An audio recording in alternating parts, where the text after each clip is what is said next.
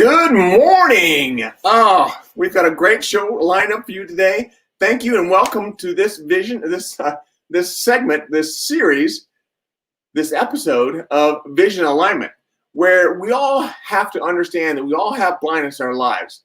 And understanding that blindness is something that's very important because if we can hear the importance of having those core values, so blindness has to do with blind spots at certain times, but also has to do with your core values. So understanding your core values need to be aligned with your vision.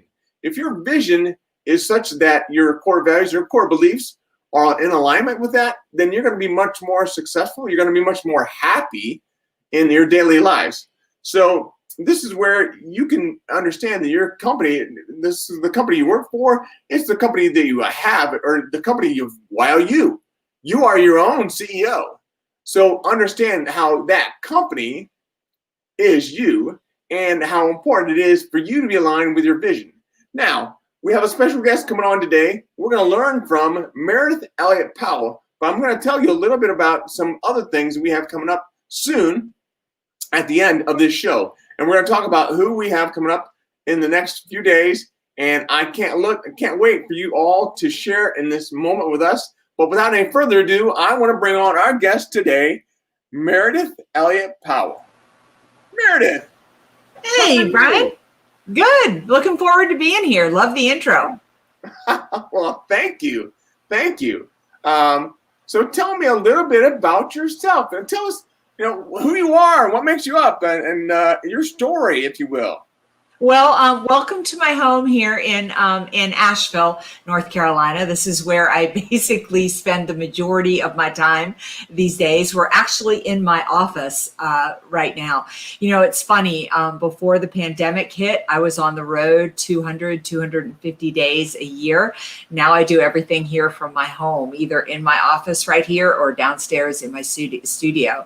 And my passion, my mission in life is really to help people learn to turn uncertainty to competitive advantage. The crazy thing is, I have been speaking, writing, and researching on the topic of uncertainty for over 3 years now. I never really saw a pandemic coming, but being in a position to help people see that there's opportunity out there is really what I'm passionate about. Yeah, so I've seen your videos. You do a great job of relaying that uncertainty, that word uncertainty, and how it's important for us all to understand that we have uncertainty in our lives every day. We don't always see that. So that's a blind spot, obviously. Yes. But I'm wondering, I know you've recently written a book. You come out about a year ago, is that right? Mm-hmm. And that book, how do you help people with that uncertainty and knowing how to embrace it? Yeah. I love that. I love that your whole theme is blind spots, because it really, when it comes to uncertainty, our blind spot is the fact that we see everything that's wrong with uncertainty and we don't see the opportunity in it. And, it's kind of an interesting story how I came up with the reason I got passionate about it was I would go around, as I'm sure that you did with your clients. The first question we ask people is, tell me a little bit about how things are going. How's business? And if you can remember back to 2017, 18, and 19, we should probably say a prayer for 17, 18, and 19. But when the economy was red hot, pretty much people answered the same. They would say business is great, business is good. In fact, we're set to have our best year on record. But this uncertainty, as if uncertainty always had to be a negative. It was always a bad thing. And it just got me thinking, what if we flip the script on that? What if uncertainty was actually opportunity? What if it had to show up in order for you to do the work you needed to do to transform yourself or your life to go another level? And I really started to think about history, and I thought, it's probably been kind of like a forest fire. You've got to burn the thing down to rebuild all this incredible growth. And I went out and I found 9 companies that have been in business since the late 1700s, early 1900s, and they're still in business, thriving today. And from those companies, I wrote a 9-step formula of how to make it through challenging times. Because you can imagine, if you started a business way back in the 1700s, you have seen a lot of uncertainty. You've seen world wars, you've seen economic depression, and you've even seen a pandemic. And what I saw over and over again was companies really being pushed up against a wall. But some made it through and really thrived through it, while others completely disappeared. And I really wanted to understand what that difference was, make it into a message and a simple formula that people could follow. And that's what I ended up creating. So that message, that simple formula, can you tell us a little more about it? Yeah, absolutely. So it's 9 steps, and there's 9 steps that have to be done in order. You can't skip one, and you can't put one in front of the other. But it basically begins with one that you'll really appreciate, and that is your relentless vision. You've got to know where you're headed and where you want to be when this crisis is over. Because the truth is, without vision, and it can't be just a vision like you've got on your wall, you've got to be relentless about it. And what I mean relentless about it is it needs to be the majority of what you spend your time thinking about. Because if you focus on obstacles, you'll get stuck on obstacles. If you focus on vision, it's like a magnet. It'll pull you there. What we focus on expands. From there, you've got to deal with the crisis at hand, and you've got to embrace your reality. And I call it conditioning yourself for change. I think change is a really funny thing. We all know it's coming, but we think we're gurus of change if we can adapt to change. But you have to start to predict the change coming in the marketplace. Yeah. You have to be one step ahead of that and condition yourself for change. Yeah, no, I totally agree with that. I'm living through some of that myself right now. I think we all are. Yeah. So embracing that has in understanding that this adversity, this uncertainty is going to help us to form our lives to go forward. So one of these things that I've been doing are these the calls with you and the video calls. So understanding that the importance of doing them and to getting our message out has been huge. Yeah. You've really got to think about where the marketplace is going and be one step ahead. It's kind of the best example I have of it is it's kind of the difference between Netflix and Blockbuster, right? I mean, Netflix was this tiny little company that, they wanted Blockbuster to buy them. Blockbuster said no, and Blockbuster was very true to their business model. But the problem was the world was changing around them. Netflix, in essence, what they did was they started to think about the changes coming in the marketplace, and they weren't married to the product they sold. They were married to the values of who they were as a company. We have to do the same thing. Right now, the majority of the things that can impact your success are external to your organization. So you need to see change coming and make changes before they come. So what happens when you don't see change coming, or you're not looking for change, or heaven forbid you don't even care about change? I mean, sometimes it almost looks like companies like maybe Radio Shack and Polaroid, or those kind of companies, Kodak, are in that kind of that vein. Yeah, I think 2 things are going to happen. Number one is you're going to struggle. You're going to make this so much harder than it has to be, because you're going to continue to try to make something work that is no longer working. You may eke by, but you're going to make it so much harder. The second is that you're probably going to go out of business, because again, just think about your life since March of this year. I was talking with a friend of mine yesterday, and we were talking about the first virtual programs we did. And we did them on a little laptop with virtual backgrounds where our hands and our heads disappeared every time, we moved, because we had no idea what we're doing. And now we have these home studios with ATM minis and, 2 camera shoots. And because we've had to change with the times. Your business is the same way. You need to start to think about what's going to be out there And what do I need to do with change? Now, the truth is, you can say, I don't know what change is coming. I mean, nobody saw this pandemic coming, or very few of us did. But the more conditioned you are for change, the more you think about change, the more you talk about change, the more you can handle change, even if it's a change you're not expecting. You're more conditioned to roll with it. Yeah, no, I would agree with that. That makes a lot of sense. So, I want to ask you, this is a really seems like a random question, but I mean, it's important for us all to understand what you've gone through, and obviously you've told us your story, but what is it that you've done that has propelled you? Is it the vision? Is it the looking at uncertainty? Is it something else? Is it whatever? What is your biggest credit or factor in your success?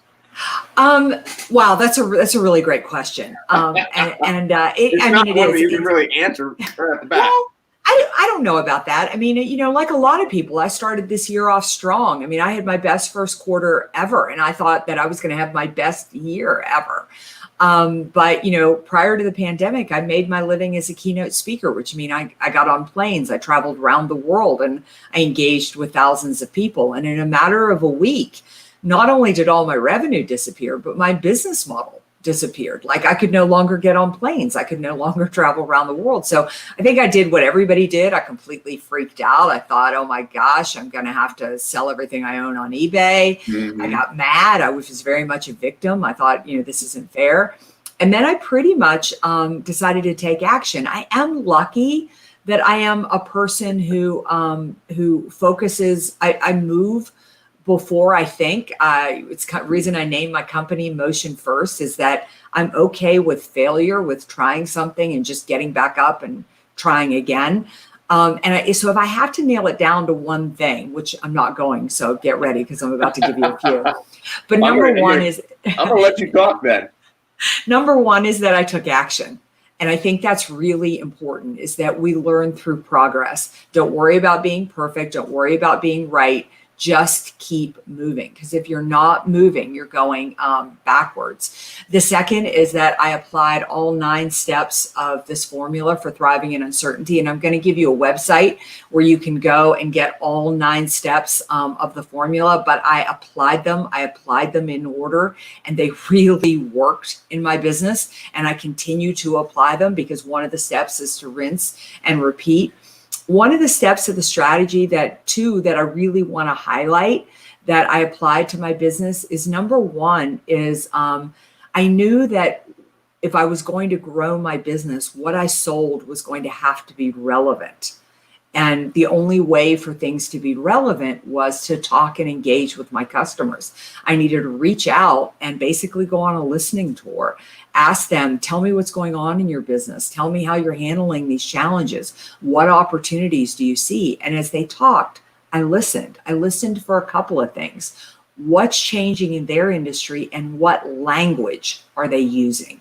Because if I was going to grow my business, I needed to change the products and services that I was offering, at least to match the language of my customers. The other strategy is, I'm a passionate believer that if you build your network, it will change your life. Your network's everything.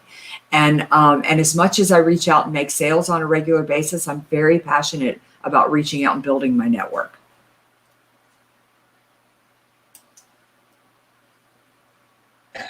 So when you say your network, what all does your network include? Does it include customers, or are you talking about people outside of your customer base?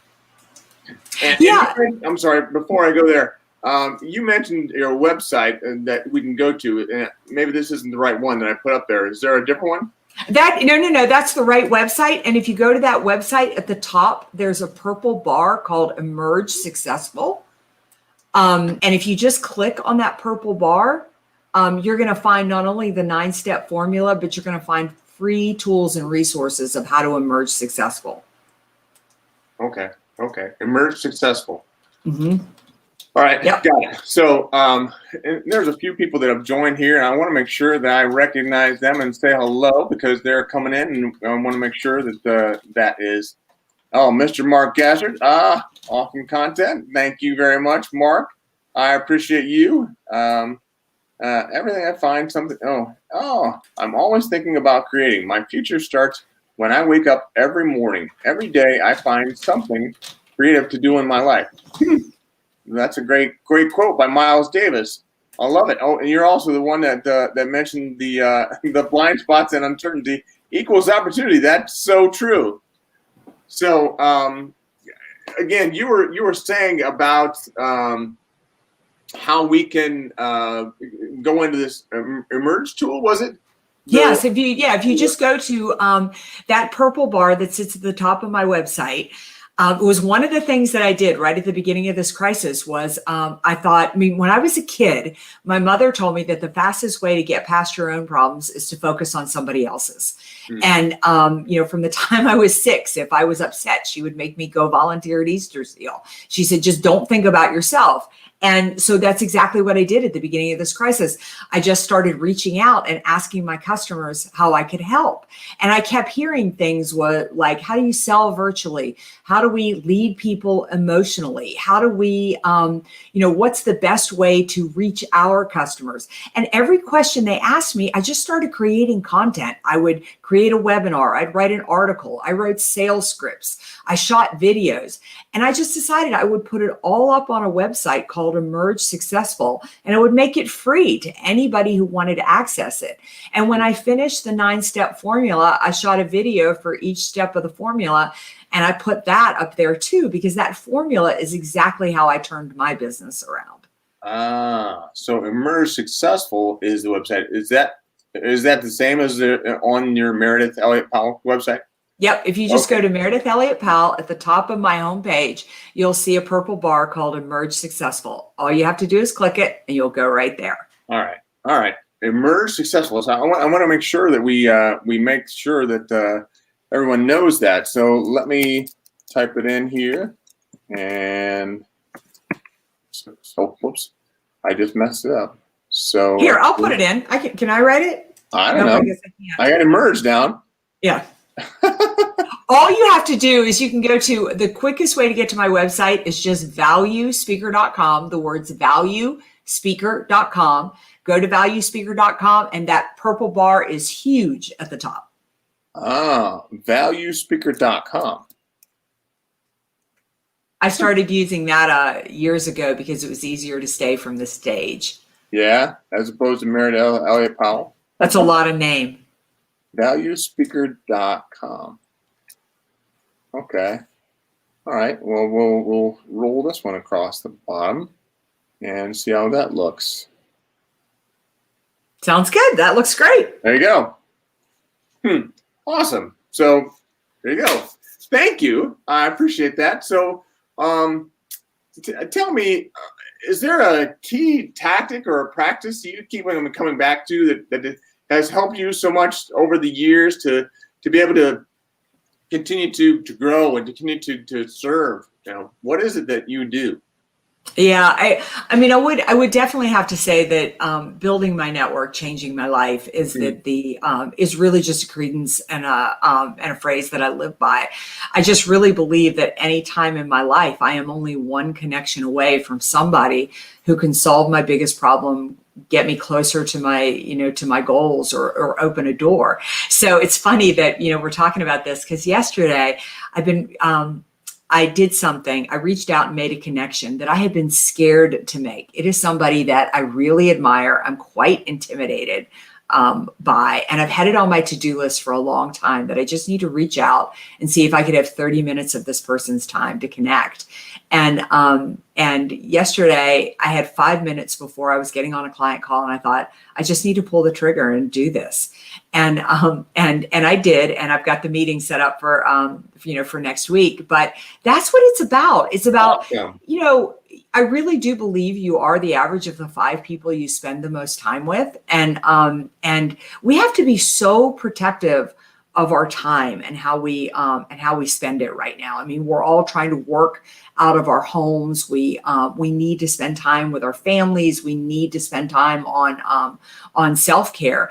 But there is so much wisdom you can gain from connecting with people. It's why you're doing these conversations, right now, is because it's incredible. And people, I mean, when I talk about building your network, I believe people basically want to help you. It's an innate desire we have.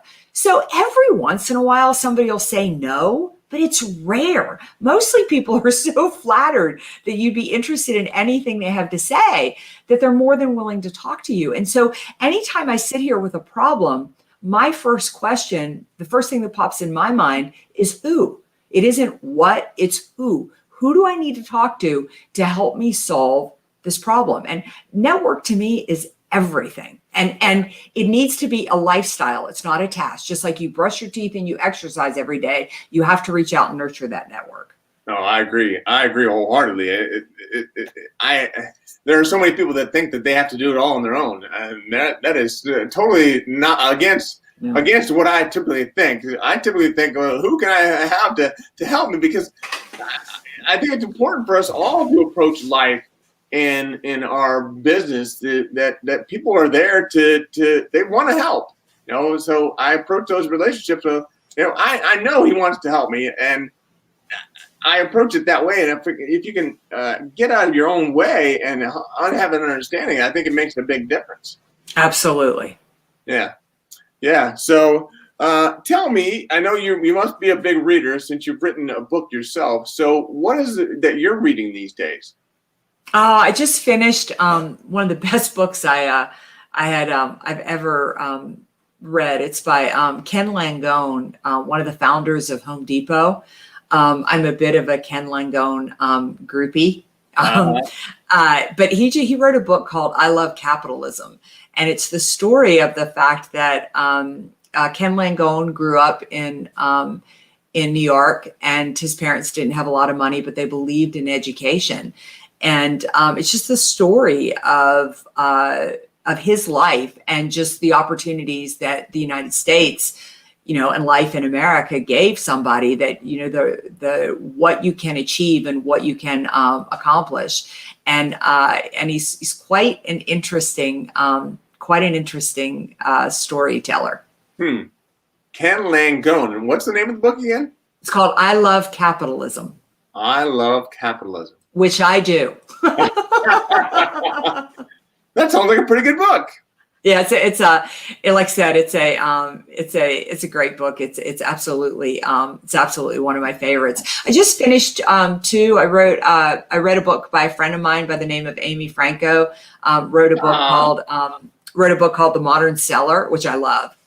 She's a friend of mine too. Oh, great! Yeah, so Amy at IBM.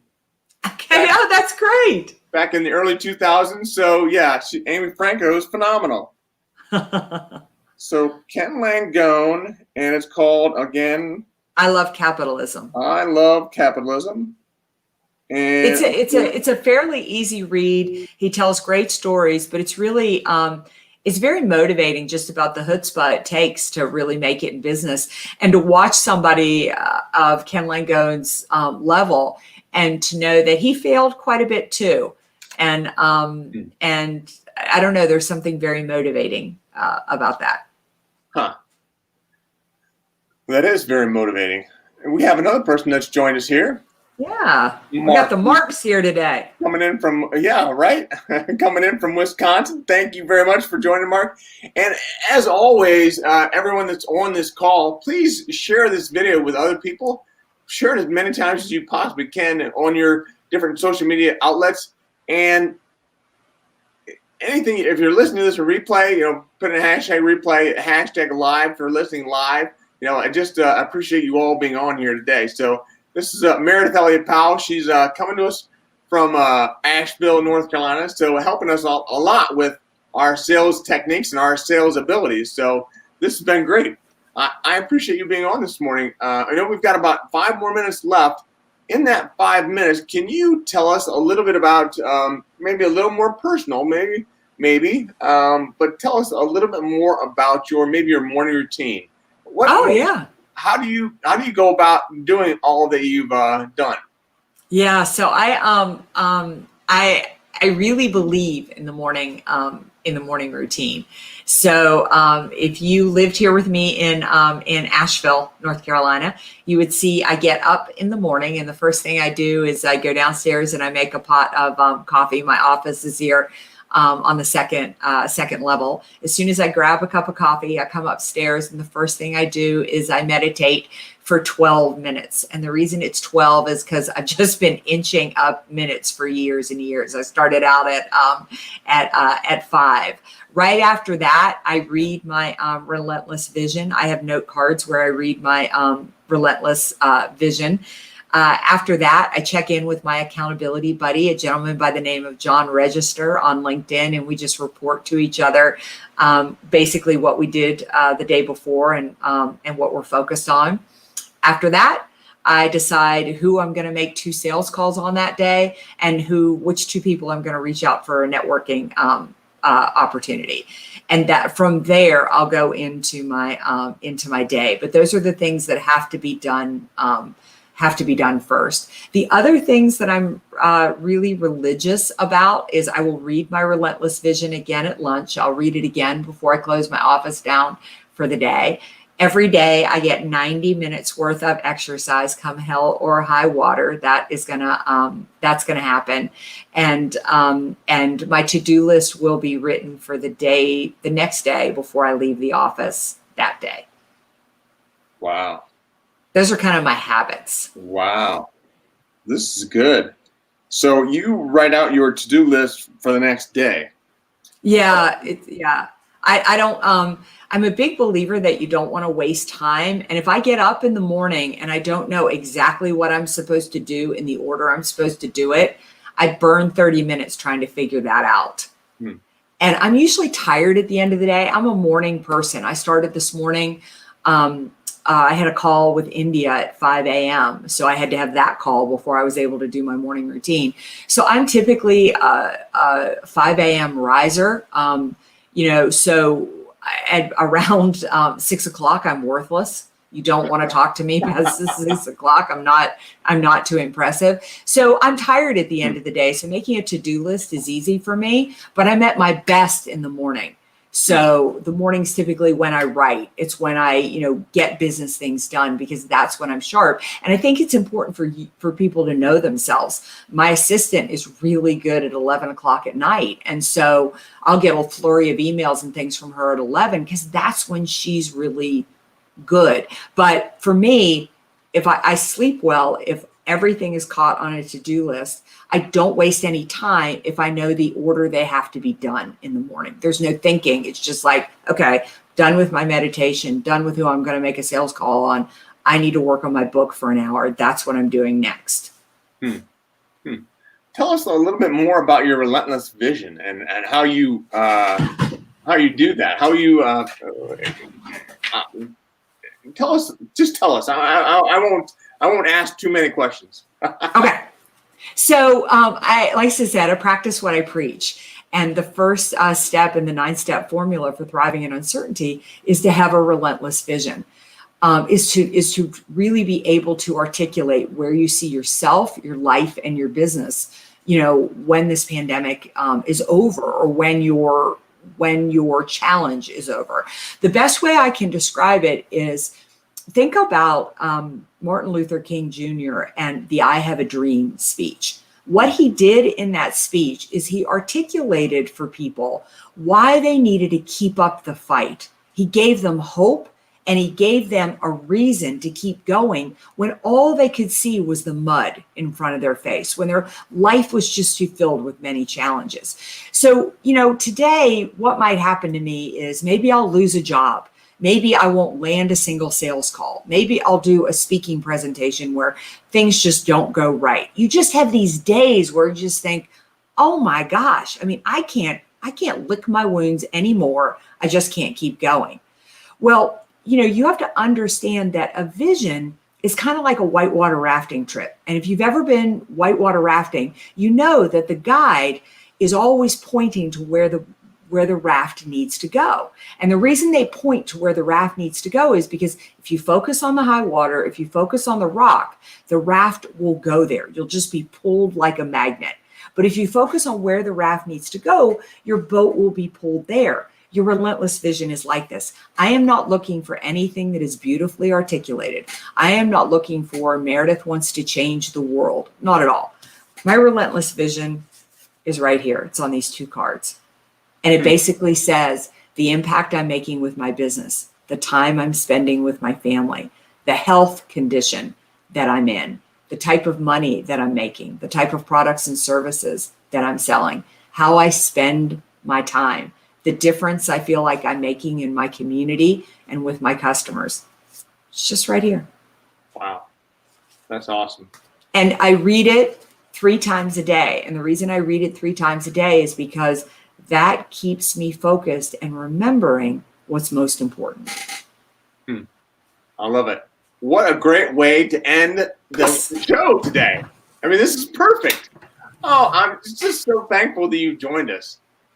Thank you. It's been great. It's been really fun, and I'm so glad that people jumped in and joined us. Yeah. This is great, and having the interaction that certainly helps a lot. Yes. Meridith, I'm going to let you go, but I'll say goodbye. I'll see you in the green room here in a minute, but we'll get back together and we'll talk a little more. Sounds good. All right. Thank you. Bye. Now, what a great show. This was awesome. So I want to make sure we all understand how important it is to have our core values aligned with our vision. So we have some other great speakers coming up tomorrow that are going to be on the show. There is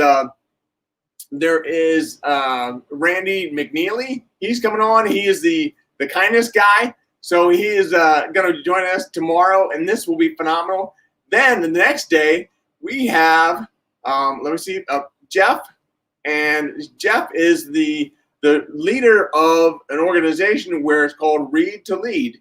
And he has this organization, he has a podcast where he does all this. So understanding how important it is to read and to know how important that is for your leaders is always a crucial thing that we can all understand a little bit more about. So Randy and Jeff are going to help us with their perspective, lines of business, and we will continue to learn more about that as we go on. I'm just so glad you were able to join us here today. But as always, remember to keep one eye on the road. Bye.